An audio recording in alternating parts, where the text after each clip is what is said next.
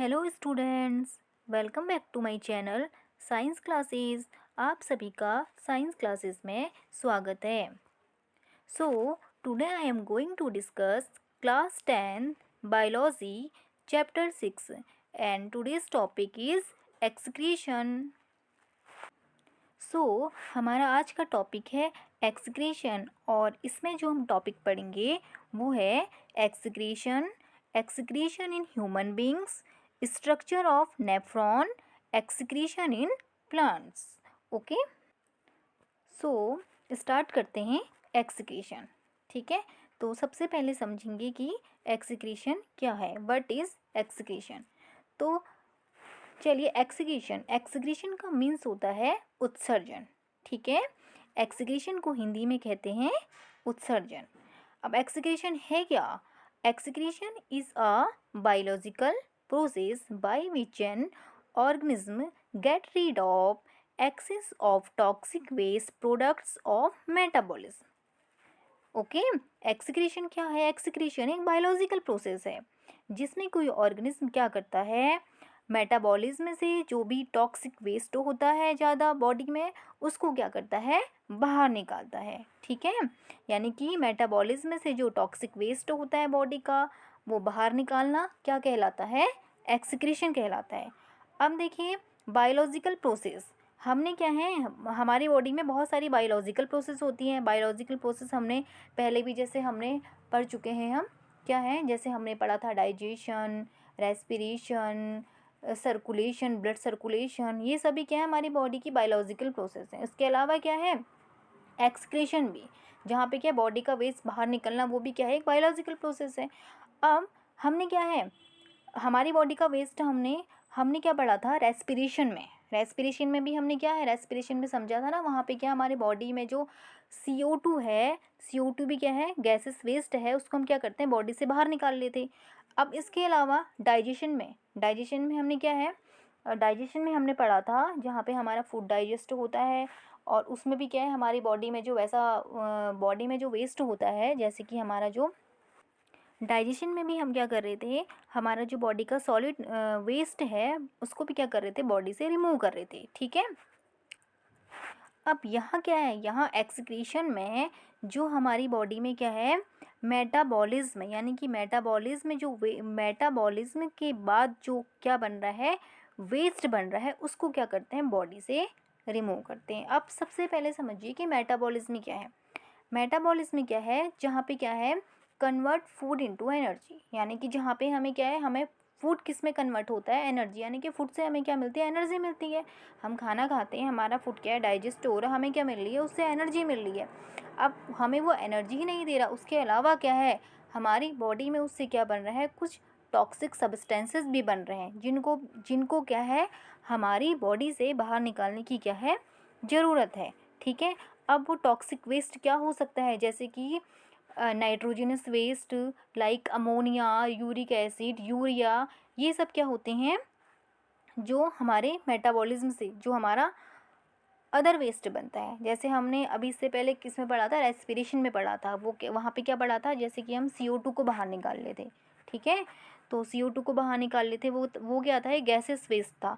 अब यहाँ पे जो वेस्ट है वो किस में बनता है, हमारे, हम ब्लड से बाहर निकालते हैं उसको। ठीक है, तो चलिए इसको आगे समझते हैं, अभी आगे देखते हैं। ये तो थी एक्सक्रीशन की एक छोटी सी डेफिनेशन। ठीक है, अब आगे समझेंगे एक्सक्रीशन की। देखिए, यहाँ भी समझ लेते हैं इसे। Excretion removes unwanted by product of metabolism and toxic chemical substances. Excretion क्या रिमूव करता है, unwanted by product of metabolism. जैसे कि मैंने अभी आपको बताया, मेटाबॉलिज्म के बाद जो क्या होते हैं, मेटाबॉलिज्म से जो क्या बनते हैं, अनवांटेड प्रोडक्ट बनते हैं, toxic chemical substances, regulate the ionic concentration. अब इससे क्या होगा, टॉक्सिक केमिकल क्या होते हैं, बाहर होते हैं, और क्या रेगुलेट होता है, हमारी बॉडी का ionic concentration, body fluid regulate water content of body, regulate pH of body fluids. ये सब चीज़ें क्या होती हैं, हमारी बॉडी की रेगुलेट होती हैं इससे। ठीक है, अब समझते हैं कि एक्सक्रीटरी ऑर्गन। अभी जैसे मैंने बताया कि अब हम यहाँ पे एक्सक्रीटरी सिस्टम में क्या पढ़ेंगे कि हमारी जो ब्लड की इम्प्योरिटीज़ हैं, हमारे ब्लड में जितने भी इम्प्योरिटीज़ हैं उनको क्या करना है, हमने ब्लड से छानना है। ठीक है, वो हम किस में पढ़ेंगे, एक्सक्रीटरी सिस्टम में पढ़ेंगे। बट देखिए हमारी बॉडी में क्या क्या चीज़ हमारे, इसके अलावा भी हमारी बॉडी के और कौन कौन से एक्सक्रीटरी ऑर्गन होते हैं। ठीक है, एक्सक्रीटरी ऑर्गन कौन कौन से हैं जो क्या बनाते हैं, हमारी बॉडी में क्या बनाते हैं, वेस्ट बनाते हैं, हमारी बॉडी का वेस्ट होता है। जैसे कि स्किन से क्या निकालते हैं, क्या होता है स्किन से, हमारी स्वेट यानी कि जो पसीना होता है वो क्या होता है, बाहर निकलता है। इसके अलावा लंग्स हैं, लंग्स से जैसे अभी आपको बताया मैंने कार्बन डाइऑक्साइड, ठीक है, ये हमारी बॉडी का क्या है, वेस्ट है। इंटेस्टाइन में क्या होता है, अनडाइजेस्टेड फूड, ये भी अभी आपको बताया, जैसे कि हमारा फूड डाइजेस्ट होता है उसके बाद भी जो हमारा जो सॉलिड वेस्ट जो बॉडी से निकलता है। ठीक है, लीवर इसमें है अमोनिया टू यूरिया, यहाँ पे किस में कन्वर्ट होती है, अमोनिया यूरिया में कन्वर्ट होती है, यहाँ भी हमारी बॉडी का वेस्ट बनता है। एंड किडनी जो हम अभी पढ़ने वाले हैं उसमें क्या है, यूरिया एंड यूरिन। ठीक है, तो ये है हमारे excretory organ. And in this topic in excretory system we will discuss about kidney. Okay, अब एक्सक्रीटरी मटेरियल, ये तो अभी तो हमने समझे कि क्या क्या हमारी बॉडी में जो वेस्ट होता है, कौन कौन से ऑर्गन होते हैं जो हमारे क्या करते हैं, वेस्ट बनाते हैं और रिमूव करते हैं। अब बात है एक्सक्रीटरी मटेरियल क्या क्या है, देखिए ये भी समझ लेते हैं। प्लांट्स, देखिए प्लांट्स का एक्सक्रीटरी मटेरियल होता है गम्स एंड रेजिन्स। मैमल्स में होती है यूरिया। ठीक है, मैमल्स का जो एक्सक्रीटरी मटेरियल होता है वो है यूरिया। बर्ड जो एक्सक्रीट करते हैं वो करते हैं यूरिक एसिड। एंड फिशेस जो करती हैं अमोनिया। ठीक है, तो ये हो गए हैं एक्सक्रीटरी मटेरियल्स किसके, प्लांट्स एंड एनिमल्स। ठीक है, एनिमल्स में plants, mammals, birds and fish. So next में देखिए मोड ऑफ एक्सक्रीशन। अब देखिए इसे भी समझ लेते हैं, एक्सक्रीशन के प्रकार। अब देखिए एक्सक्रीशन ये है मोड अकॉर्डिंग टू एनिमल्स। ठीक है, एनिमल के अकॉर्डिंग कितने प्रकार का होता है, यूनिसेलुलर ऑर्गेनिज्म में और मल्टी सेलुलर ऑर्गेनिज्म में। ठीक है, अब देखिए यूनिसेलुलर ऑर्गेनिज्म में किस प्रकार का एक्सक्रीशन होता है एंड मल्टी सेलुलर ऑर्गेनिज्म में किस प्रकार का क्या होता है, एक्सक्रीशन होता है। अब यूनिसेलुलर ऑर्गेनिज्म जैसे कि हमने पढ़ा था अमीबा। ठीक है,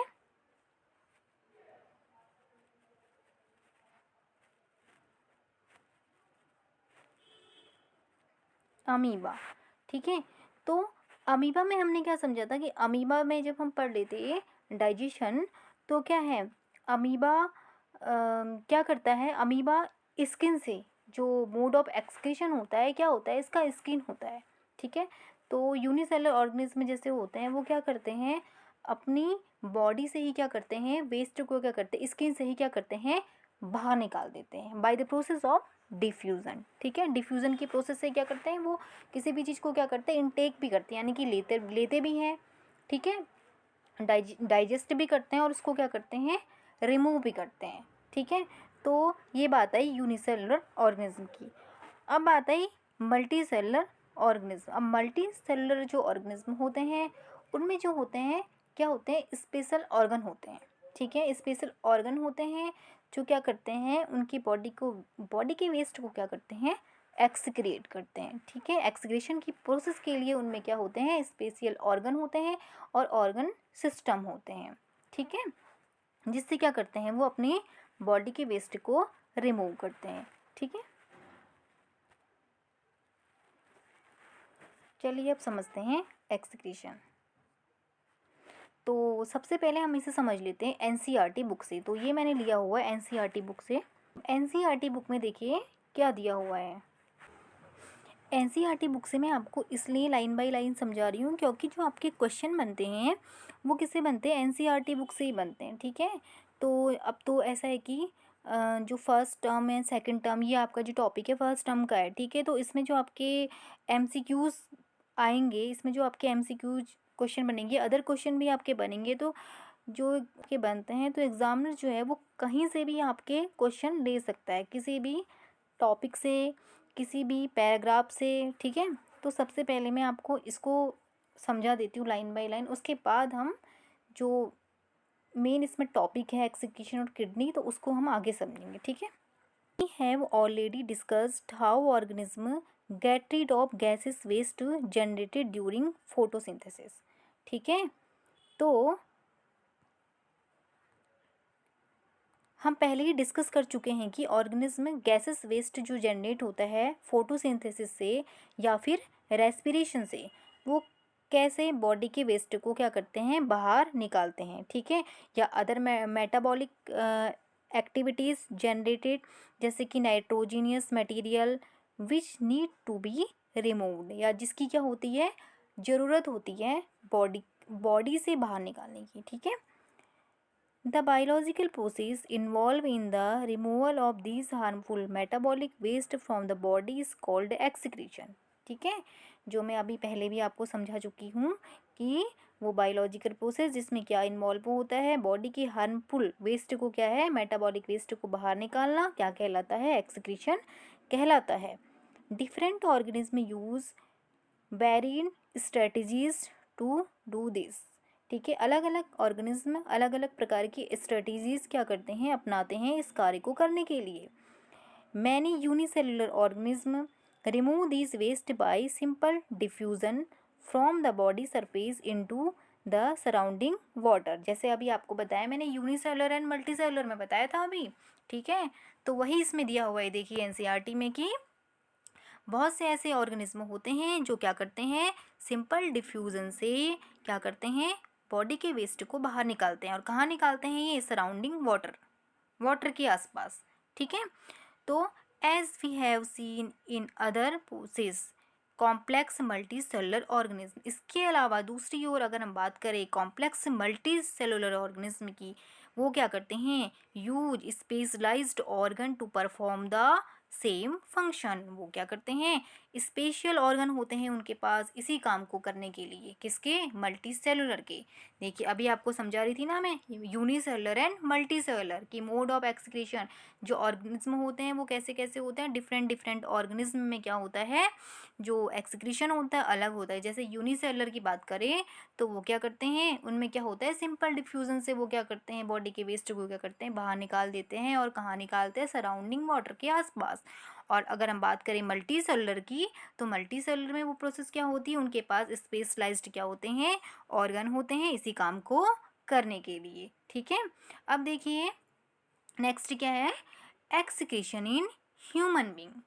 अब बात आई मनुष्य में एक्सक्रीशन, मनुष्यों में उत्सर्जन। मनुष्य अपनी बॉडी का वेस्ट कैसे एक्सक्रीट करता है, और मनुष्य की बॉडी में, ह्यूमन की बॉडी में क्या क्या वेस्ट होता है, क्या क्या वेस्ट बनता है, क्या क्या टॉक्सिक सब्सटेंसेस बनते हैं, जिसको क्या है, बॉडी से बाहर निकालने की ज़रूरत होती है, ठीक है। तो चलिए इसे सबसे पहले इसे भी हम एनसीईआरटी में क्या दिया हुआ है वो समझ लेते हैं।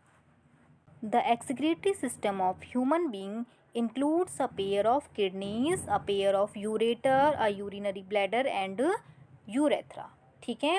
तो ह्यूमन बींग का जो एक्सक्रीटरी सिस्टम होता है उसमें क्या क्या चीज़ें होती हैं, includes of pair of kidney, ठीक है, किडनी का जोड़ा होता है, दो किडनीज, यानी कि पेयर ऑफ किडनी मीन्स दो किडनीज होती हैं। अ पेयर ऑफ यूरेटर, अब यूरेटर भी ये किडनी का ही पार्ट है, यूरेटर होते हैं, दो यूरेटर होते हैं। और एक यूरिनरी ब्लैडर होता है और एक यूरेथ्रा होता है, ठीक है। अभी इसे डायग्राम से हम आगे समझेंगे इसे भी। Kidneys are located in the abdomen. अब देखिए किडनी कहाँ पे लोकेटेड होती है, एब्डोमेन में। अब देखिए हमारी बॉडी में जो हमारा ऊपर का पार्ट होता है, चेस्ट कैविटी कहते हैं ना, चेस्ट कैविटी, और नीचे वाला जो पार्ट होता है, पेट जो है हमारा नीचे वाला, तो वो है एब्डोमेन। उसमें कहाँ पे होती है, नीचे निचले हिस्से में हमारे एब्डोमेन में, और आइदर साइड ऑफ बैकबोन, ठीक है। और हमारी बैकबोन यानी कि जो हमारी रीढ़ की हड्डी होती है उनके दोनों साइड में, यानी कि अगर हम पीछे से देखें तो हमारे बैक साइड से पीछे को होती है ये, ठीक है, पीछे को, यानी कि बैकबोन के दोनों साइड पे होती है, दोनों साइड पे होती है। और हमारे कहाँ पे, एब्डोमेन में लोकेटेड होती है, ठीक है। Urine produced in the kidney passes through the ureter. अब जो यूरिन बनती है कहाँ पे, हमारे किडनीज में जो यूरिन बनती है वो कैसे कैसे पास होती है, through the ureter into the urinary bladder where it is stored until it is released through the urethra. ठीक है, अब ये क्या करती है, जो हमारी यूरिन कहाँ फॉर्म हो रही है, किडनीज में। ठीक है, किडनीज में जो यूरिन बनती है वो यूरेटर से पास होके यूरिनरी ब्लैडर में इकट्ठा होती है और तब तक स्टोर वहाँ पे रहती है जब तक कि ये वहाँ से क्या ना हो जाए, रिलीज ना हो जाए। ठीक है, अब ये भी देखिए जो मैं आपको बता रही थी, ये आपको यहाँ बता देती हूँ मैं डायग्राम में क्या है। ठीक है, जो जो आपको बताया मैंने अभी, जैसे कि यह है किडनी। ठीक है, पेयर ऑफ किडनी। ठीक है, पेयर ऑफ 2 किडनी हो गई हैं। उसके बाद आपको बताया मैंने पेयर ऑफ यूरेटर, ये जो 2 नलियां हैं। ठीक है, ये 2 नली यूरेटर। उसके बाद है ये हो गया ब्लैडर। ये ठीक है, बैग लाइक थैलेनुमा स्ट्रक्चर, ये है ब्लैडर और यह है जहाँ से यूरिन पास हो रही है यूरेथ्रा। ये 4 जो मैंने आपको नेम अभी बताए, क्या क्या, pair of kidney, pair of ureter, urinary bladder and urethra. ठीक है, तो ये 4 नेम तो आपको बिल्कुल लर्न होने चाहिए, पता होने चाहिए। ठीक है, kidneys, pair of kidneys, ureter, urinary bladder and urethra. ठीक है, बाकी भी अभी आगे समझेंगे हम इसे। तो इसमें क्या क्या दिया हुआ है, सबसे पहले आप इतना समझ लीजिए बस, according to NCERT. Okay,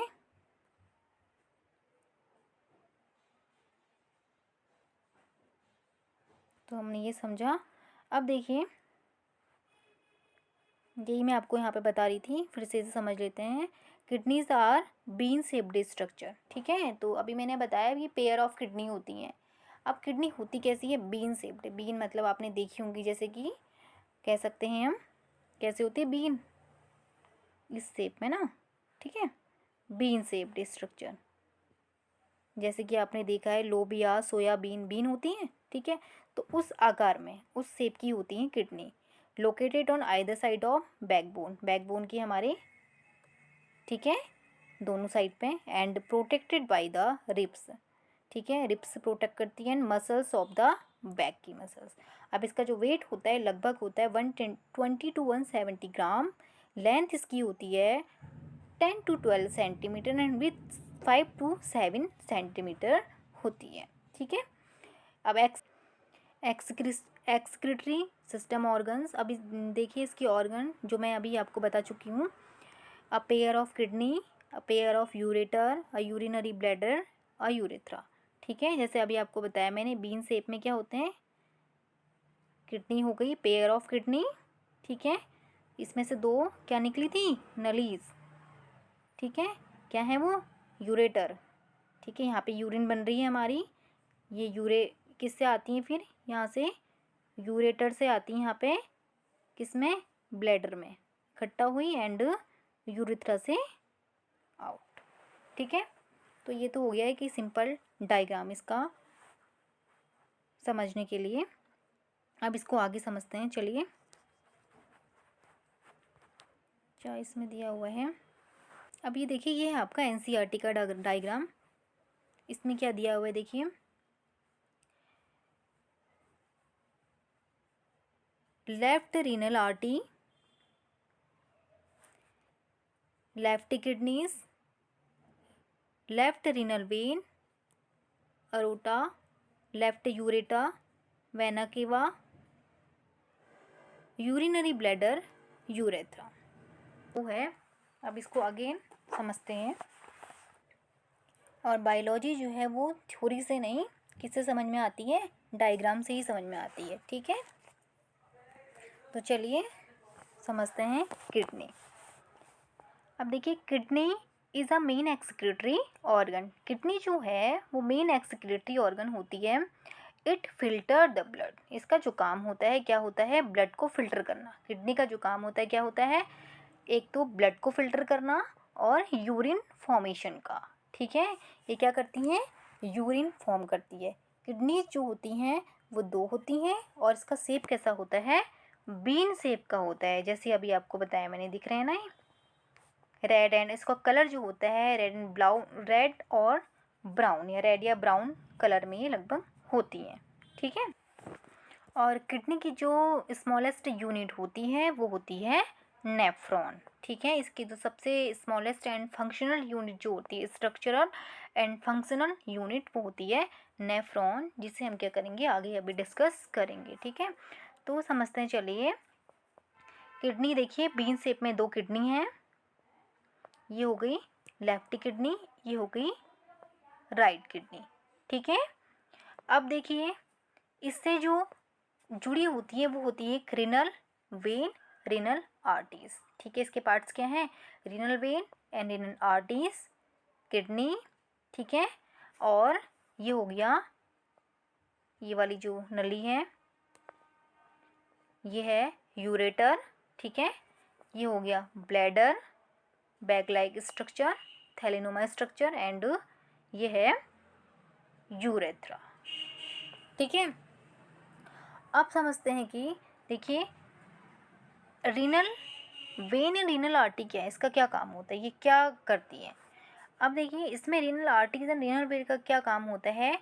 arteries आप देख सकते हैं, आर्टरीज क्या होती है, जिनमें प्योर ब्लड फ्लो होता है।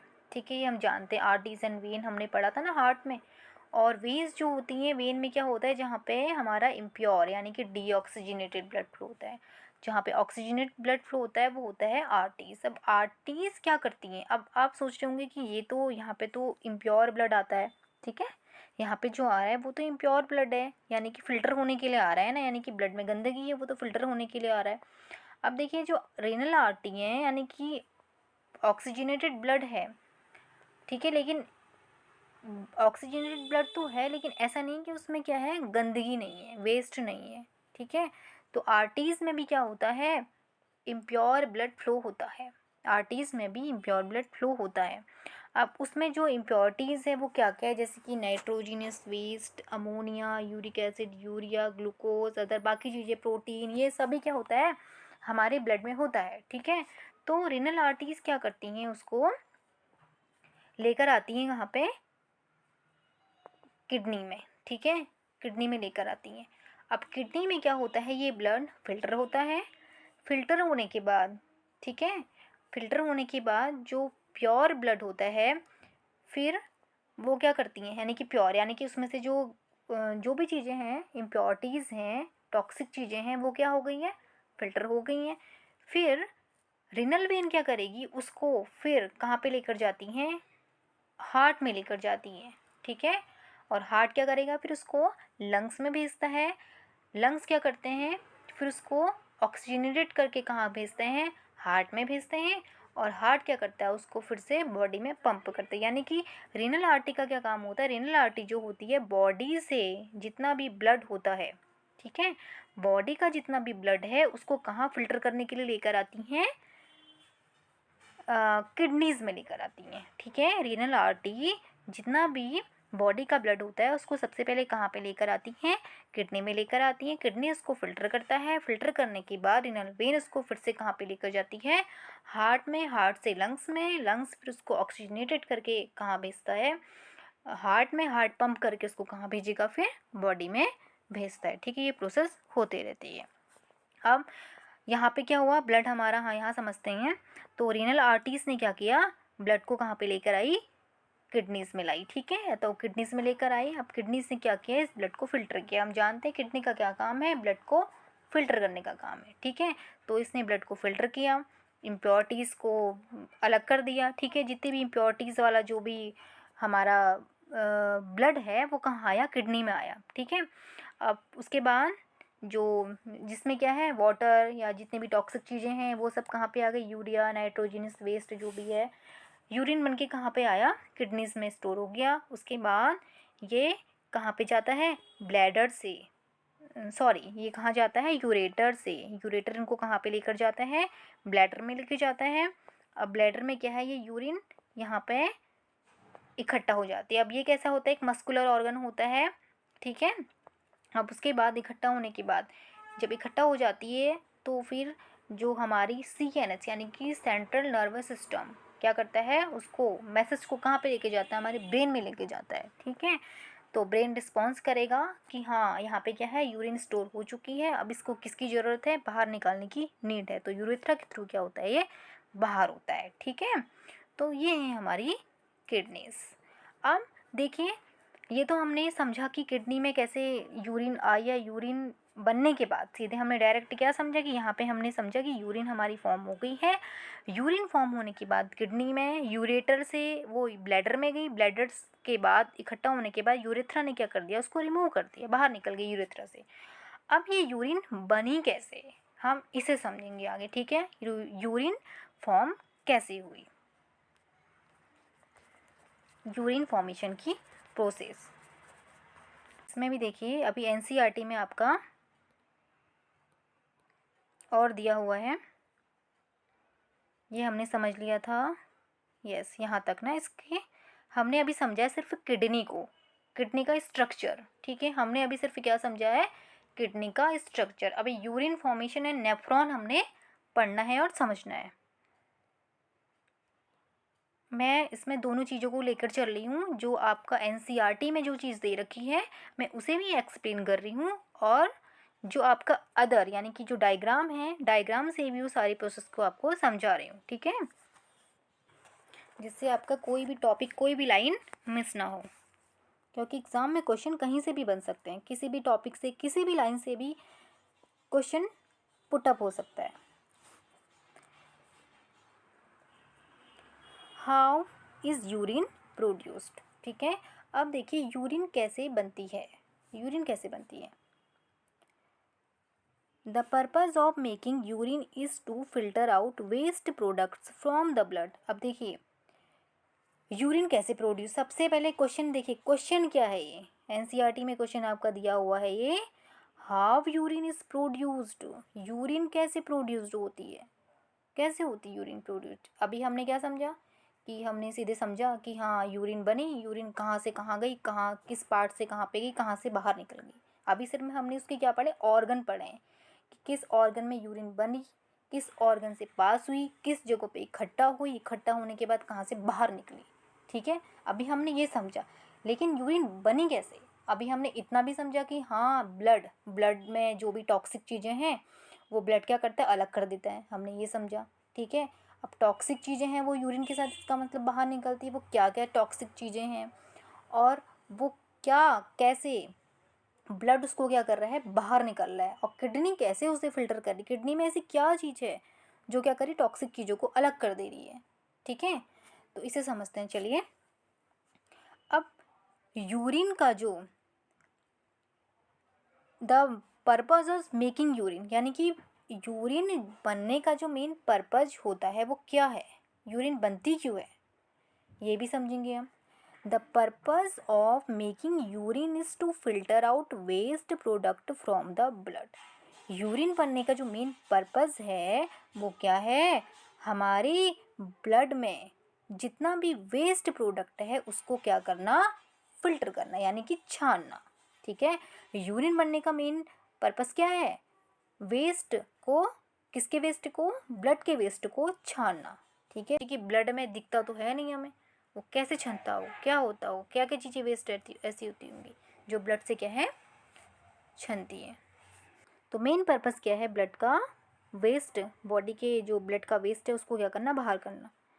Just as CO2 is removed from the blood, जैसे कि क्या है, CO2 हमारे क्या है, ब्लड से रिमूव होती है। इससे पहले भी हमने क्या पढ़ा था, रेस्पिरेशन में समझा, जहाँ पे हमारे ब्लड से, हमारा ब्लड क्या होता है, ऑक्सीजनेटेड होता है ना, oxygenated blood and deoxygenated blood. ठीक है, तो यानी कि लंग्स ने क्या किया, इन द लंग्स, ठीक है, लंग्स में क्या होता है हमारा CO2 वाला ब्लड, यानी कि हमारे ब्लड में क्या होती है, O2 आ जाती है, और हमारे ब्लड की जितनी भी CO2 है वो क्या होती है, बाहर निकल जाती है। ठीक है, तो nitrogenous waste such as urea और uric acid are removed from the blood in the kidney. ठीक है, जैसे कि लंग्स ने क्या किया, CO2 को बाहर निकाल दिया, वैसे ही किडनीज भी क्या करती हैं, ब्लड से किसको बाहर निकालती हैं, यूरिया और यूरिक एसिड को बाहर निकालती है। It is then no surprise that the basic filtration unit in the kidney, like in the lungs, is a cluster of very thin walled blood capillaries. अब इसमें कोई सरप्राइज़ वाली बात नहीं है कि जो किडनी है उसकी क्या है, बेसिक यूनिट होती है जैसे कि लंग्स की इस क्लस्ट और होती क्या, is a cluster of very thin walled blood capillaries. अब किडनीज की क्या है, एक स्मॉलेस्ट यानी कि यूनिट फिल्ट्रेशन यानी कि छानने वाली यूनिटें होती हैं और वो क्या है, cluster of very thin walled blood capillaries. किसका क्लस्टर है, ब्लड कैपिलरीज का क्या है, क्लस्टर है। Cluster of very thin walled blood capillaries. Each capillaries cluster in kidney is associated with the cup-shaped end of the tube that collect the filtrate urine. अभी देखिए, each capillaries, जो हर एक capillaries का cluster है kidneys में, वो associate है with the cup shape and. उसमें क्या है, कप शेप का एंड है, ठीक है। किसके साथ जुड़ा हुआ है, वो कप शेप एक स्ट्रक्चर है उसमें, उससे जुड़ा हुआ है जो कैपिलरीज का ये क्लस्टर है। कैपिलरी का गुच्छा है, वो कैपिलरीज का गुच्छा किससे जुड़ा हुआ है, कप शेप स्ट्रक्चर है एक, ठीक है। अभी हम डायग्राम से समझेंगे इसे भी आगे। उससे जुड़ा हुआ है that collect the filtrate unit, जहाँ पे क्या होती है, फिल्ट्रेट यूरिन कलेक्ट होती है, ठीक है। कैपिलरीज का गुच्छा है, वो किससे जुड़ा हुआ है, कप शेप का एक स्ट्रक्चर है, उससे कैपिलरीज का गुच्छा उसमें जुड़ा हुआ है, बंधा हुआ है, ठीक है। और उसी में क्या है, ये फिल्ट्रेट यूरिन जो होती है हर एक यूनिट में। अब सोचिए, अब बहुत सारी हैं, बहुत सारी नेफ्रॉन, ठीक है। इसका क्या है, जो सबसे छोटी यूनिट होती है नेफ्रॉन होती है वो, ठीक है। तो बहुत सारे कप लाइक स्ट्रक्चर हैं ऐसे जुड़े हुए, उनमें क्या है, यूरिन कलेक्ट हो रही है। Each kidney has large number of Each kidney has large number of these filtration unit called nephron. और हर एक किडनी के पास लार्ज नंबर में ये फिल्ट्रेशन यूनिट हैं और उन यूनिट को क्या कहते हैं, नेफ्रॉन, ठीक है। तो इसका मतलब किडनी की जो स्मॉलेस्ट यूनिट होती है, सबसे छोटी जो यूनिट होती है किडनी की, तो वो क्या है, नेफ्रॉन, ठीक है। आप समझ रहे हैं ना मैं क्या कह रही हूँ। जैसे कि हमारी बॉडी की स्मॉलेस्ट यूनिट क्या है, सेल है, ठीक है। हमारे सबसे छोटे बॉडी का पार्ट कह सकते हैं, सबसे छोटा जो है वो है सेल, स्मॉलेस्ट यूनिट, ठीक है। तो वैसे ही किडनी की हमारी जो सबसे छोटी, हमने अभी क्या पढ़ा, किडनी देखी ना, उसमें जो सबसे छोटा पार्ट है उसका वो है, जो बना है वो है नेफ्रॉन, ठीक। किडनी की जो हमारी स्मॉलेस्ट यूनिट होती है वो होती है क्या, नेफ्रॉन। और जो हमारी नर्वस सिस्टम की स्मॉलेस्ट यूनिट होती है वो होती है न्यूरॉन। आप इसमें कंफ्यूज मत होना कि नेफ्रॉन एंड न्यूरॉन में, ठीक है। नेफ्रॉन जो है वो किससे रिलेटेड है, किडनी से। किडनी की smallest structural and functional unit है। और जो हमारी नर्वस सिस्टम है, नर्वस सिस्टम की जो स्ट्रक्चरल एंड फंक्शनल यूनिट होती है वो होती है neuron. Neuron means nerve cell, ठीक है, ऐसे भी समझ सकते हैं। न्यूरॉन, एक न्यूरॉन को कहते हैं नर्व सेल को, एक नर्व सेल को कहते हैं न्यूरॉन, ठीक है। तो चलिए आगे समझते हैं। तो नेफ्रॉन पैक्ड क्लोज टुगेदर, और ये नेफ्रॉन जो होती हैं आपस में कैसी रहती, पैक रहती हैं। समझ लेते हैं इसे। Some substances in the initial filtrate, सबसे पहले कुछ चीज़ें क्या होती है, फिल्ट्रेट हो जाती हैं। Such as glucose, amino acid, salt and major amount of water are selectively reabsorb. और उसके अलावा जैसे कि ग्लूकोज, एमिनो एसिड, सॉल्ट और बड़ी मात्रा में पानी जो होता है वो क्या होता है, री एब्जॉर्ब कर लिया जाता है, ठीक है। जब तक कि क्या है, as the urine flow along the tube, जब तक क्या है, जब क्या है यूरिन ट्यूब में क्या होती हैं, फ्लो नहीं होती है जब तक कि, ठीक है। तब तक क्या है, ये चीज़ें दोबारा से एब्जॉर्ब हो जाती हैं, ठीक है। The amount of water reabsorb depend on how much excess of water there in the body. और ये डिपेंड किस पे करता है कि री एब्जॉर्प्शन डिपेंड करता है कि कितनी मात्रा में क्या है बॉडी में वाटर है। And on how much of dissolve waste, और कितना वेस्ट डिजॉल्व है there is to be excreted, जिसकी क्या है, एक्सक्रीट करने की ज़रूरत है, यानी कि कितना वेस्ट है जिसको बाहर निकालने की ज़रूरत है, ये भी डिपेंड करता है। The urine forming in each kidney eventually enter a long tube. अब देखिए, जो यूरिन फॉर्म होती है हर एक किडनी में, वो इवेंचुअली कहाँ पे जाती है, लॉन्ग ट्यूब में जाती है। The ureter which connect the kidney, अभी अभी आपको दिखाया था मैंने डायग्राम में, उससे क्या कनेक्टेड रहता है, यूरेटर किडनी से कनेक्टेड रहता है विद द यूरिनरी ब्लैडर के साथ, urine is stored in the urinary bladder, और यूरिन कहाँ पे स्टोर हो जाती है, यूरिनरी ब्लैडर में स्टोर हो जाती है, until the pressure of the expanded bladder lead to large to pass it. और क्या है, देखिए urine stored in urinary bladder until the pressure of the extend bladder, कब तक, जब तक कि इसमें क्या है, प्रेशर ना बने, lead to the urge to pass through, जब तक इसे क्या है, पास करने की जरूरत ना है, आउट थ्रू द यूरेथ्रा।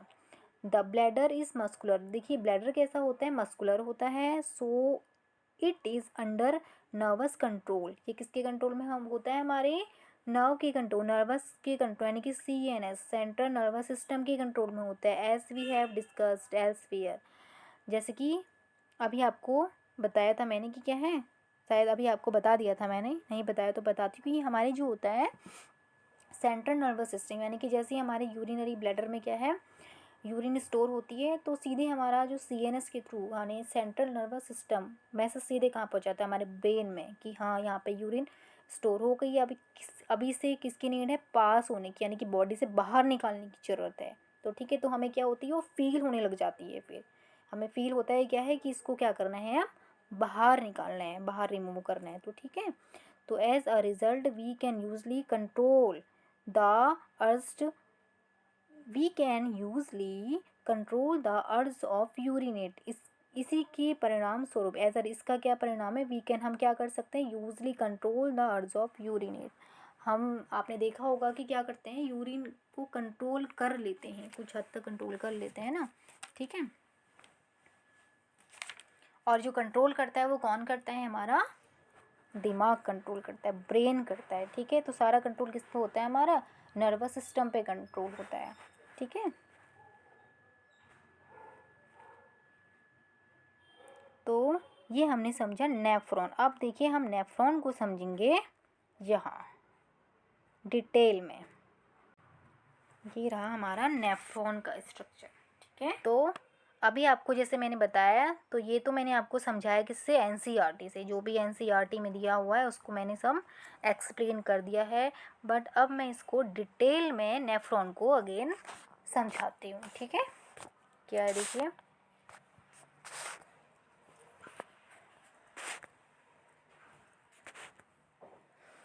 और किसी भी चीज़ को समझने के लिए सबसे पहले उसको दिमाग में उसका छोटा स्ट्रक्चर हमें समझ में आ जाना चाहिए, ठीक है। पहले अगर हम छोटी चीज़ को समझ लेते हैं, उसको यानी कि किसी भी कॉन्सेप्ट को क्लियर कर लेते हैं, उसके बाद हम उसके डिटेल में बाद में समझते हैं, ठीक है। उसके डिटेल में हमें क्या करना चाहिए, बाद में समझना चाहिए। पहले हम किसी भी चीज़ को, जैसे अभी हमने किडनी पढ़ा, तो सबसे पहले देखिए आप क्या करें, किडनी का डायग्राम है, सबसे पहले डिटेल में जो आपकी NCERT में किडनी दे रखी है, किडनी का डायग्राम, एक्सक्रीटरी सिस्टम में किडनी का डायग्राम दिया है, सबसे पहले आप उसे लर्न कीजिए, ठीक है। किडनी के डायग्राम को सबसे पहले, उसके नेम, क्या क्या पार्ट्स हैं उसमें, क्या क्या नेम है उसमें, कितनी होती हैं, सबसे पहले उसको समझिए आप, ठीक है। उसके बाद किडनी आपको समझ में आता है, फिर उसकी हम क्या समझेंगे डिटेल में, उसके जो स्मॉलेस्ट यूनिट है, सबसे छोटा जो उसका पार्ट है, नेफ्रॉन, तो उसको हम क्या करेंगे, बाद में समझेंगे, ठीक है। तो चलिए समझते हैं नेफ्रॉन। तो ये हो गया नेफ्रॉन का डायग्राम।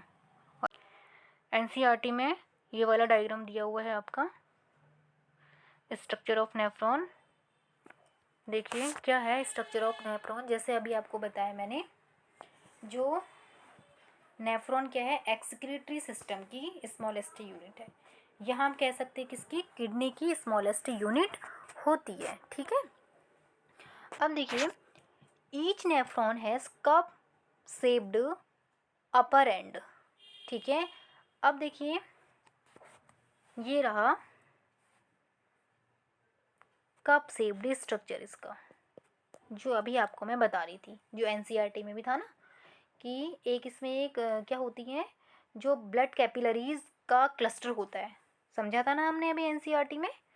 ब्लड कैपिलरीज देखिए, ये ब्लड कैपिलरीज हैं, इसका एक क्लस्टर है, और ये किससे एसोसिएट होता है, कहा था वहाँ पे लिखा हुआ था कि ये किससे एसोसिएट होता है, कप शेप्ड स्ट्रक्चर होता है, ठीक है। कप शेप्ड स्ट्रक्चर होता है, उससे एसोसिएट, उससे जुड़ा रहता है। ये रहा आपका, ठीक है, ये रहा कप शेप्ड स्ट्रक्चर, और ये रहा ब्लड कैपिलरीज।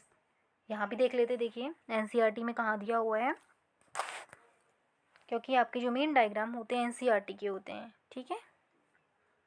कभी कभी क्या ये भी आपके एग्ज़ाम में आते हैं, और जो एग्ज़ाम में आते हैं आपके क्वेश्चन पेपर में डायग्राम जो आते हैं वो एनसीईआरटी के ही दिए होते हैं। कभी कभी लेबल करने होते हैं, नेम या डायग्राम बना हुआ आता है, उसमें आपको नेम राइट करने होते हैं, तो आपको ये वाले डायग्राम पे ज़्यादा फोकस करना है एनसीईआरटी बुक के, ठीक है। तो ये रहा, देखिए सबसे पहले इसके नेम ही देख लेते हैं। ये है कप शेप स्ट्रक्चर, जो हम समझ रहे थे अभी, जो हम पढ़ रहे थे अभी, कप शेप स्ट्रक्चर ये रहा। इसमें देखिए इसके अंदर जो है ये है किसका, ब्लड कैपिलरीज का। इसमें लिखा भी है ब्रांच ऑफ रेनल आर्टीज, ठीक है। और क्या दिया है इसमें, ग्लोमेरुलस को देखिए आप, ये जो ग्लोमेरुलस है ये आप देख सकते हैं जो क्या है, क्लस्टर ऑफ ब्लड कैपिलरीज का पूरा इसमें गुच्छा अंदर जैसे आप देख सकते हैं, ठीक है। और बाहर से किससे जुड़ा हुआ है, ये किसके अंदर है, जैसे कि इसी कप से एक स्ट्रक्चर है ये वाला, ये दिया हुआ है। अब जो कप शेप स्ट्रक्चर है उसको कहते हैं बोमेन्स कैप्सूल। ये दो जो नेम है ये इंपॉर्टेंट है, बोमेन्स कैप्सूल, ग्लोमेरुलस, बाकी सारे इंपॉर्टेंट है इसमें। चलिए इसे आगे देख लेते हैं, यहाँ पे देख लेते हैं, यहाँ पे क्योंकि वहाँ पे दिखाई नहीं दे रहा है तो यहाँ पे मैं समझा रही हूँ इस वाले डायग्राम में आपको। Each nephron has cup shaped upper and, ठीक है।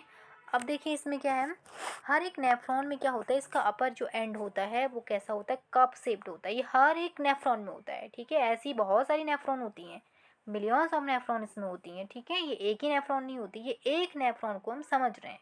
हर एक नेफ्रॉन का यही काम होता है, हर एक नेफ्रॉन ऐसी ही होती हैं, ठीक है। तो हम एक इस नेफ्रॉन को समझ रहे हैं। इसमें देखिए each nephron is cup shaped upper and, जैसे अभी आपको बताया मैंने कि हर एक नेफ्रॉन का क्या होता है, जो अपर एंड में क्या लगा होता है, कप शेप्ड का स्ट्रक्चर होता है, जिसे क्या कहते हैं, बोमेन्स कैप्सूल कहते हैं, जैसे कि ब्लू कलर में आप देख सकते हैं, ठीक है। एक तो रेड से है, इसको किसी और कलर से हम देख लेते हैं, चलिए आई थिंक ब्लू, यस। ये देखिए ये वाला जो स्ट्रक्चर दिख रहा है, ये कप शेप स्ट्रक्चर जो है ये है बोमेन्स कैप्सूल, ठीक है। अब देखिए ये है women's capsule, it contain bundles of blood capillaries. इसमें क्या होती है ना, बंडल्स ऑफ ब्लड कैपिलरीज, यानी कि ब्लड कैपिलरीज का बंडल, जैसे क्लस्टर अभी बताया था मैंने, ये रहा इसके अंदर, ठीक है। इसके अंदर है बंडल्स ऑफ ब्लड कैपिलरीज, और इसी को क्या कहते हैं, ग्लोमेरुलस कहते हैं। इसको हम क्या कहते हैं, ग्लोमेरुलस कहते हैं। यहाँ पे लिखा भी हुआ है कैपिलरी नेटवर्क, ठीक है, कहते हैं कैपिलरी नेटवर्क कहते हैं। और जो हमने कहाँ समझा था, हमने समझा था किसमें, किडनी में, जब हम किडनी पढ़ रहे थे। अगेन इसे देख लेते हैं, यहाँ भी डायग्राम में ये रीनल आर्टरी, रीनल वेन, और ये सब पाई जाती कहाँ पे, इसके अंदर पाई जाती हैं, ठीक है, इसके अंदर होती है। अब देखिए कितना समझ आया, ठीक है, इतना समझ में आया होगा। अब देखिए it contain bundle of blood capillaries called glomerulus, ठीक है। The blood in the capillaries of glomerulus come from aorta bye renal arteries. अब देखिए जो ये ब्लड है इसमें, ये कहाँ से आता है, रीनल आर्टरी, यानी कि रीनल आर्टरी भी हमने समझा था, रीनल आर्टरीज, रीनल वेन, ये मैंने आपको पहले ही बता दिया था जब मैं किडनी आपको समझा रही थी कि रीनल आर्टरीज क्या करती हैं, बॉडी का जो ब्लड होता है, ठीक है, ब्लड तो ऑक्सीजनेटेड ही होता है लेकिन उसमें इम्प्योरिटीज़ होती हैं, तो वो ब्लड को कहाँ पे लेके आती हैं, ब्लड को लाने का जो काम होता है वो रीनल आर्टरी करती हैं, ठीक है। आता किससे, एरोटा से आता है बाय रीनल आर्टरीज के थ्रू, ठीक है। तो रीनल आर्टरी क्या करती है, उस ब्लड को लेकर आती है। अब रीनल आर्टरी तो लेकर आती है लेकिन एक आर्टरी तो लेकर नहीं आएगी, तो आर्टरीज भी क्या होती है, बहुत सारी ब्रांचेज में डिवाइडेड हो जाती है, बहुत सारी आर्टरीज, ठीक है। तो उसको कहते हैं आर्टियोल्स, क्या कहलाती है वो, आर्टियोल्स कहलाती हैं, ठीक है। एक आर्टी तो लेके नहीं आए कि एक ही आर्टी है, तो आर्टीज किस में डिवाइडेड हो जाती है, बहुत सारी आर्टियोल्स में डिवाइड हो जाती हैं। वो आर्टियोल्स किससे जुड़ जाती हैं, ईच हर एक नेफ्रॉन से जुड़ जाती हैं, तो ठीक है। और उसके बाद क्या करती है, एंड आफ्टर पासिंग थ्रू ग्लोमरुलस, ठीक है। और कहाँ पे किससे जुड़ जाती हैं ये, ग्लोमरुलस से जुड़ जाती है। अब इसमें भी क्या होती हैं देखिए, अब इसमें दो हैं, एक है एफरेंट आर्टियोल्स, एक है इफेरेंट आर्टियोल्स, ठीक है। अब एफेरेंट जो आर्टियोल्स होती हैं वो कैसी होती हैं, यानी कि क्या है, ये आर्टीज़ की ही ब्रांचेज हैं, ठीक है। आर्टी है जो रिनल आर्टी है उसी की हम क्या कह सकते हैं, ब्रांच है। अब इसने क्या किया, ये ब्लड को लाई। अब ये कैसी होती है, चौड़ी होती, क्योंकि ब्लड इसमें आ रहा है ना, बहुत सारी गंदगी भी है इसमें, ठीक है, वेस्ट भी है। तो यहाँ पे देख सकते हैं वाइड, इसमें लिखा है ये वाइड होती हैं, ठीक है। तो इससे आया ब्लड यहाँ, ठीक है, ब्लड यहाँ आया, इसमें हम देख सकते हैं ग्लोमेरुलस में। अब इसमें भी क्या होता है ना, छोटे छोटे पोर होते हैं। इसने क्या किया, सबसे पहले यहाँ पे ब्लड हमारा छन गया है, ठीक है। अब यहाँ पे जो ब्लड छना है वो कैसे छना है, देखिए यहाँ पे हमारा तो ब्लड छन गया है, ब्लड का छनना हमारे यहाँ पे स्टार्ट हो गया है। लेकिन जो हमारे यहाँ पे जो ब्लड छना है वो कैसा है, यहाँ पे हुआ हमारा अल्ट्रा फिल्ट्रेशन, इस जगह में जो हो गया हमारा अल्ट्रा फिल्ट्रेशन हो गया।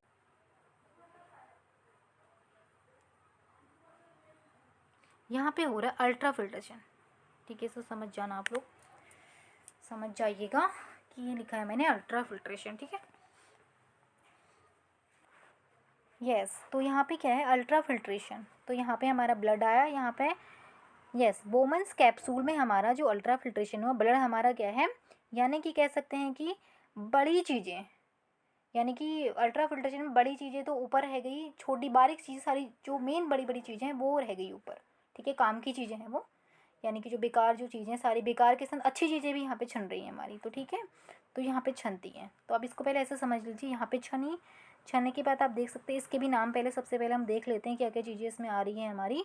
तो ये हमारी ट्यूब्स देख सकते हैं, एफेरेंट आर्टियोल्स ये वाइट होती हैं, एक होती है हमारी इफेरेंट आर्टियोल्स जो इधर चली गई है, ठीक है, ये वाली। अब उसके बाद ये तो हमारा सारी कैपिलरीज ही हैं, ये ब्लड कैपिलरीज ही हैं, आप देख सकते हैं। इसमें भी 3 पार्ट है, देखिए आप देखिए, एक तो ये वाला पार्ट हो गया हमारा, एक ये वाला पार्ट होगी, यहाँ पे आ रही है ये, और एक यहाँ पे आ रही है। और इसमें देखिए बोमन्स कैप्सूल के बाद जो हमारी नेफ्रॉन है, ये यहाँ से होके, मैं इसको ब्लू से देख रही हूँ, आप देख सकते हैं, यहाँ से होते हुए फिर ये नीचे को चली गई हैं, फिर उसके बाद ऊपर आके इसमें देखिए एक डाउन है एक अप है, एक डाउन हो रही है, उसके बाद ये अप हो रही हैं, उसके बाद फिर सेम यही ट्यूब्स बनी, उसके बाद आपको ये सीधे डक्ट दिखाई दे रही है, ठीक है। इसका डायग्राम इतना टफ होता नहीं है, अगर आप समझेंगे तो आसानी से समझ में आ सकता है।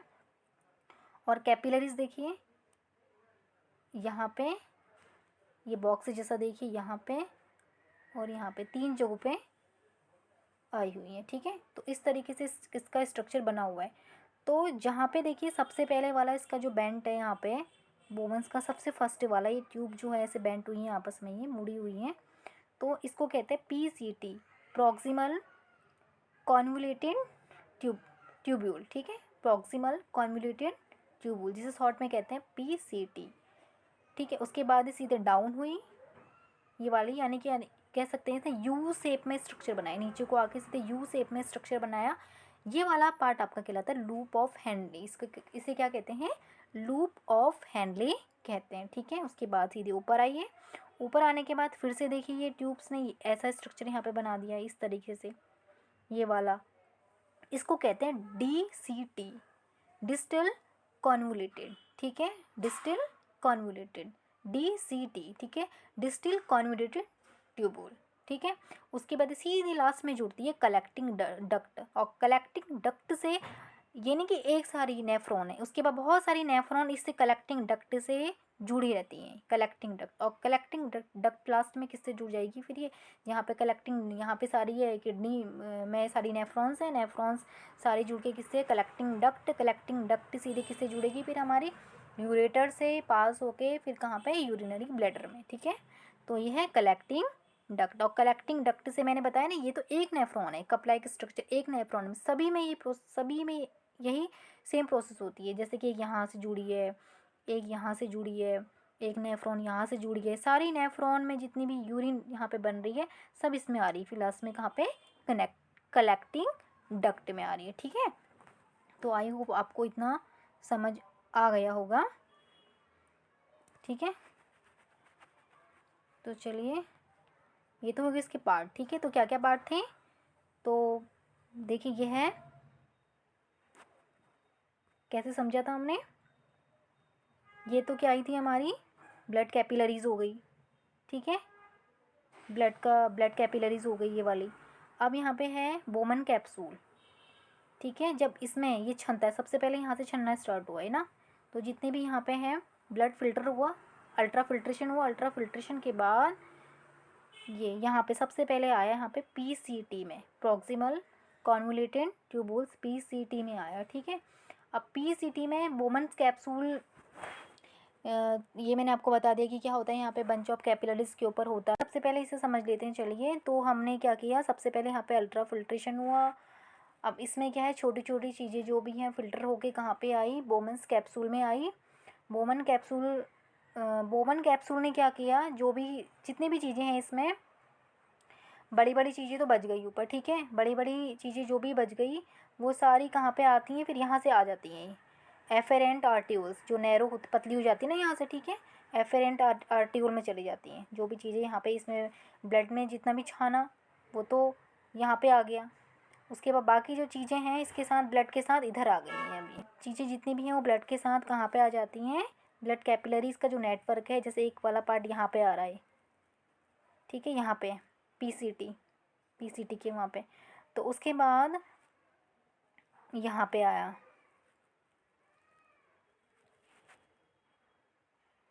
फिर ये वाला है लूप ऑफ हेनले, जैसे अभी आपको बताया, ये हो गया फिर डीसीटी, फिर ये है कलेक्टिव डक्ट। अब फिर उसके बाद क्या है, पीसीटी में जब आया, पीसीटी में जो भी चीज़ें आई, जैसे छन्ने के बाद, छन्ने में क्या है, ग्लूकोज, एमिनो एसिड सब इसी में रह गया, सोडियम, जो भी सॉल्ट, ये सब इसी में रह गया ना। तो ये सब क्या है, यहाँ पे फिर पीसीटी वाला पार्ट, यहाँ पे क्या होते हैं, इसका रीअब्जॉर्प्शन होता है। अब रीअब्जॉर्प्शन में क्या होता है, जो भी चीज़ें होती है बैक इनटू द ब्लड, वो क्या होती है, ब्लड में फिर से वापस चली जाती है। रीअब्जॉर्प्शन यानी कि जो भी चीज़ें काम की चीज़ें आ गई ना, ग्लूकोज काम का है, अमीनो एसिड काम का है क्योंकि प्रोटीन्स होते हैं उसमें, सोडियम है, बाकी चीज़ें जो काम की हैं यहाँ पे, क्योंकि ये देखो ब्लड कैपिलरीज यहाँ पे आ रही है ना, तो यहाँ पे पीसीटी में आके, इस वाले पार्ट में आके जो भी रीअब्जॉर्प्शन हो गया, इसका रीअब्जॉर्प्शन हुआ, जो भी चीज़ें काम की हैं फिर से क्या है, ब्लड ने ले ली है अपनी काम की चीज़ें, वेस्ट फिर यहाँ आ गया, जो भी अब वेस्ट फिर यहाँ से भी छना, देखो यहाँ पे आ गया इस वाले पार्ट में। ठीक है, तो रीअब्जॉर्प्शन ने क्या किया, नेफ्रॉन यानी कि जितनी भी चीज़ें हैं वो ब्लड कैपिलरी ने फिर से वापस ले ली है। फिर उसके बाद एक होता है ट्यूबुलर सिक्रेशन। अब ट्यूबुलर सिक्रेशन में फिर से क्या होता है, इसमें अगर ब्लड में कोई भी गंदगी बच गई है तो वो फिर से वापस क्या होती है, नेफ्रॉन में आ जाती हैं। यहाँ भी वही है कैपिलरीज, ये प्रोसेस होती रहती है। ठीक है, आगे ये रहा,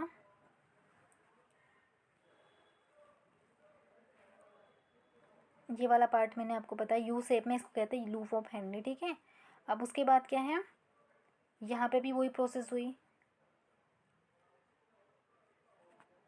क्या है, रीअब्जॉर्प्शन। रीअब्जॉर्प्शन में क्या होगा, हाँ यहाँ भी क्या है, रीअब्जॉर्प्शन। रीअब्जॉर्प्शन में वही है कि जो नेफ्रॉन में जो भी चीज़ें अभी जो हैं, क्या है, बैक इनटू द ब्लड, यानी कि ब्लड में चली जाएंगी, जो भी चीज़ें हैं काम की वो फिर से ब्लड में चली जाती हैं। और हाँ, यहाँ पे अगर ब्लड में जो चीज़ें फिर रह गई हैं वो फिर से नेफ्रॉन में भी आ जाती हैं, और उसी को क्या कहते हैं, ट्यूब्यूलर सिक्रेशन कहते हैं। तो उसके बाद वही है, हमारे जो फिल्टर होने के बाद कहाँ से कहाँ, जो भी हमारी ब्लड की गंदगी है वाटर के थ्रू, पानी के साथ, ठीक है, वो यूरिन की फॉर्म में क्या कहाँ आ जाएंगी, कलेक्टिव डक्ट में आते रहती हैं। जितनी भी नेफ्रॉन होती हैं वो सभी कहाँ पे लाते रहती हैं, उसको कलेक्टिव डक्ट में लाते रहती हैं। वही फिर यूरिन फ्लो, ठीक है, कहाँ जाएगी, यूरेटर के थ्रू यूरिनरी ब्लैडर में, यूरेथ्रा से क्या होती है, ये बाहर हो जाती है, ठीक है। ये बोमेंस कैप्सूल, ये देखिए यू शेप में बना हुआ है ना, हैंडलेस लूप, फिर ये वही यहाँ पे बना हुआ है देखिए ये, एंड कलेक्टिव डक्ट, ठीक है। ये ट्यूबुलर पार्ट ऑफ नेफ्रॉन का tubular part, बोमेंस capsule, glomerulus, branch of renal artery, ये रीनल आर्टरी, सब रीनल आर्टरी दी हुई हैं, ब्रांच ऑफ रीनल वेन। अब देखिए रीनल वेन क्या है, रीनल वेन है, रीनल वेन भी हमने कहाँ पढ़ी थी, कहाँ देखी थी हमने अभी, ये हमने रीनल वेन भी हमने देखी थी किसमें, किडनी में। तो ये क्या करेगी, उसके बाद जितना भी अगर जो फिर छनने के बाद, ठीक है, जो रीनल वेन है वो क्या करेगी, ब्लड तो छन गया, उसके बाद उसी ब्लड को फिर और प्योर करने के लिए कहाँ भेजा जाता है फिर से, और हार्ट में, ठीक है। फिर हार्ट से कहाँ पे, लंग्स में ऑक्सीजनेट करने के लिए फिर से कहाँ है, रीनल वेन, ये रीनल वेन, ये रीनल वेन कहाँ भेजती है उसको फिर से ब्लड को, जो फिल्टर हो जाता है, फिल्टर होने के बाद जो गंदगी तो बाहर निकल गई यूरिन की फॉर्म में, ठीक है, गंदगी तो यूरिन की फॉर्म में बाहर निकल गई है, उसके बाद जो फिल्टर हुआ है, जैसे मैंने बताया ना, ये बोमेंस कैप्सूल यहाँ पे फिल्टर हुआ, फिल्टर होने के बाद जो बाकी अच्छा वाला ब्लड है जो बाहर साफ करके निकला, फिल्टर होकर जो अच्छा निकला, तो उसके बाद वो वाला ब्लड फिर से कहाँ जाता है, ये रीनल आर्टरी के थ्रू कहाँ जाएगा, फिर से हार्ट में जाता है, ठीक है। और जो कलेक्टिंग डक्ट है, यहाँ पे यूरिन आ गई है, और यूरिन कहाँ जा रही है, यूरेटर के थ्रू यूरिनरी ब्लैडर में, ठीक है। तो देखिए जैसे मैंने अभी बताया आपको, ऐसे था ना, ठीक है, ये बोमेंस कैप्सूल हो गया, ठीक है, इसके अंदर ये बंच ऑफ क्या था, ब्लड कैपिलरीज, सिर्फ मैं ड्रॉ में बता रही हूँ। उसके बाद क्या था इसमें, बोमेंस कैप्सूल, ये रहा। अब इसी में से क्या है, पीसीटी, ये हैंडलेस लूप, डीसीटी, ये किससे जुड़ा हुआ था, कलेक्टिंग डक्ट हो गई यहाँ पे। बहुत सिंपल डायग्राम, इसको ऐसे समझ सकते हैं, शॉर्ट में बनाना है तो अगर आपको समझने के लिए। बाकी ये जो ब्लड कैपिलरीज थी, ये जैसे ऐसे यहाँ पे आई थी, ये इस जगह पे क्या था, पीसीटी, फिर हैंडलेस लूप पे यहाँ पे भी ये ऑब्जर्प्शन हो रहा था, और ट्यूबुलर सिक्रेशन हो रहा था। उसके बाद यही फिर कहाँ पे आ रही थी, यहाँ पे भी सेम चीज़ हो रही थी ये, ठीक है। तो ये क्या है, नेफ्रॉन का स्ट्रक्चर है, ठीक है। तो ये इसमें पढ़ा था हमने नेफ्रॉन, ये वाले इसके अंदर नेफ्रॉन छोटे छोटे क्या होती है इसकी फंक्शनल एंड स्ट्रक्चरल यूनिट, किसकी, किडनी की, ठीक है। उसके बाद कलेक्टिंग डक्ट से क्या है, यूरेटर के थ्रू यूरिनरी ब्लैडर में, एंड यूरेथ्रा से बाहर। सो आई होप आपको इतना समझ आया होगा, ठीक है। सो मिलते हैं नेक्स्ट वीडियो में। सो आज के लिए इतना ही, मिलते हैं नेक्स्ट वीडियो में। Save earth, save tree and keep your environment clean. अगर आपको ये वीडियो पसंद आया तो please like, share and subscribe ज़रूर करें। Thanks for watching.